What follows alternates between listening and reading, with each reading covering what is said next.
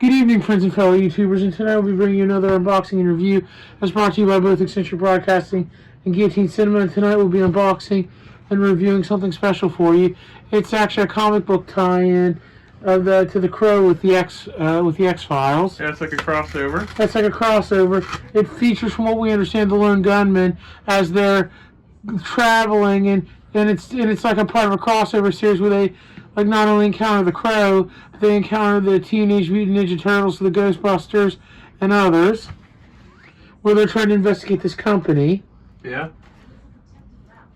I think in this book it doesn't feature Agent Mulder or Agent Scully, and like I said, just like anybody who's watched my videos or my brothers knows that I'm a huge, not only a huge Crow fan, but a huge James O'Barr fan. So just that if something just got the name of the Crow on it, then I'm probably going to try to get it.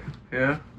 Sorry, man, I know I'm taking a while, but this thing's really taped up, and the tape went in instead of coming out.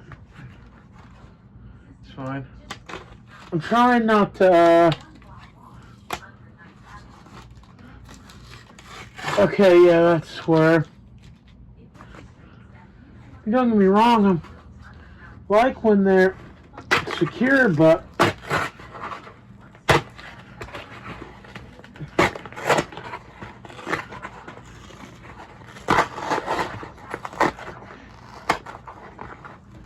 Man...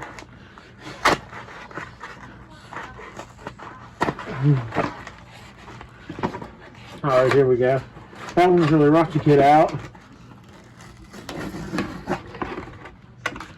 Seems like we got more. Yeah. And like I said, for anybody who's watched our videos, then you had to have seen all my other videos of the Crow, the books that I've collected, including the original James O'Barr work, which is, in my opinion, the best one, but they're all great in their own right. Like, it's just my personal favorite out of all of them is the original, with Shelley and Eric. Yeah. But all the Crow books are good in their own way. You know, I once heard, in a video, somebody said that they like the Crow, but they don't. But their problem with it was that it was just the same type of story about dying, resurrection, revenge. I don't believe that, because I think every story is unique in its own way, and everybody suffers different types of tragedies and different types of pain. But that's only an opinion. Yeah. Each Crow book is, like I said, unique in its own way. It's just my personal favorite is the original, but they're all great. But with that being said, here's the issue by IDW Publishing. We'll open it up in just a minute. And like I said, anybody who's watched our videos knows that I'm a huge Crow fan, and just as huge as a James O'Barr fan. I don't think James O'Barr actually worked on this, though. Yeah. I think it was people from IDW that did the art and stuff. I could be wrong about that, but I don't think that O'Barr did this. But I just picked it up because, like I said, and I don't know much about this book because I tried to look up information on it because I do want to read it, but like I said, it's just I never knew, because when me and my brother were growing up, we used to watch the X-Files all the time. Yeah. We were huge fans of Agent Fox Mulder and Dana Scully. In fact, I've even got the complete X-Files box set. Did you ever do a video on that? Not yet. We ought to at some point. Yeah, we ought to.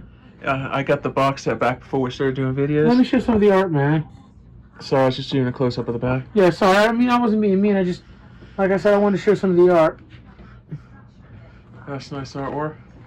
Yeah. You can almost hear the theme playing as you open. Yeah. And when I was younger, I could have definitely seen a Crow crossover in one of the episodes with Agent Mulder and Agent Scully. It's a shame they never did it. Yeah. I did look up a little bit on this story, and I do love the Crow, but some of the story aspects, from what I understand, are kind of for example, I guess the deputy comes back as the Crow after him and his partner die in a pursuit with people that are after the gunmen.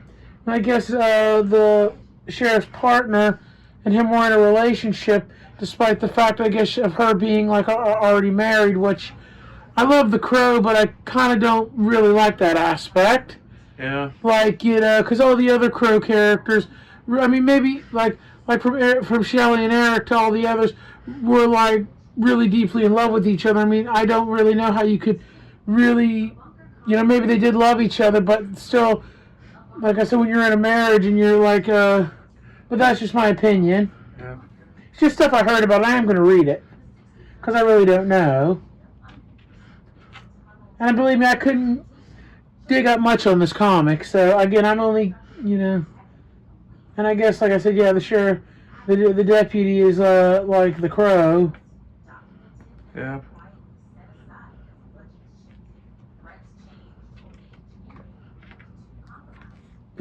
Each issue goes into a different story. Like my brother said, they visit the Ninja Turtles, the Ghostbusters, and every story is like self-contained within the issue. Even the Transformers. Yeah, exactly.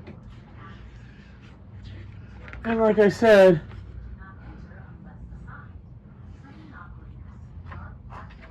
maybe self-contained was the wrong way to word it. It's just like each story gets wrapped up in the single issue, if I'm not mistaken. is this in Frame Man? Yeah, Okay. I could be wrong. Yeah. And like I said, I love the Crow. So, like I said, if it has the Crow's name on it, I'm going to get it. It's just, and I didn't hear much about this comic, only that it revolved around the sheriff's deputy's partner dying and then being in a relationship despite the fact of her being, like, already married. And, you know, I understand they might have been in love, but I just don't get the dynamic where she's, like, in a troubled marriage and she's, like, you know, with somebody else. And like I said, to me, it's just probably not the best Crow story, but I plan on reading it myself to get to the bottom of it. Just like Agent Mulder and Agent Scully. Yeah. Always remember, friends, the truth is out there. Yep. Yeah. But yeah, I mean, in closing, one thing I would like to say, when I first heard about this comic, you know, I would have loved to, when we were growing up, to see like a crossover in one of the episodes, something like this comic, like, where, like, you know, because, you know, in the book, like, I just want to point this out, like, later on, the sheriff, like, the deputy doesn't even wear the iconic, like, Crow makeup that you see, like, you know, which is not exactly unusual. There has been other Crows in the stories that haven't worn the makeup and some that have. Sorry, and a lot that have. I'm not being mean or nothing, man. This video is running a little long. Okay, I'm sorry. But like I said, it's not really a big deal because there's been a few Crows that didn't wear the iconic makeup, and then there's been like others that have. So I guess, like I said, I don't know.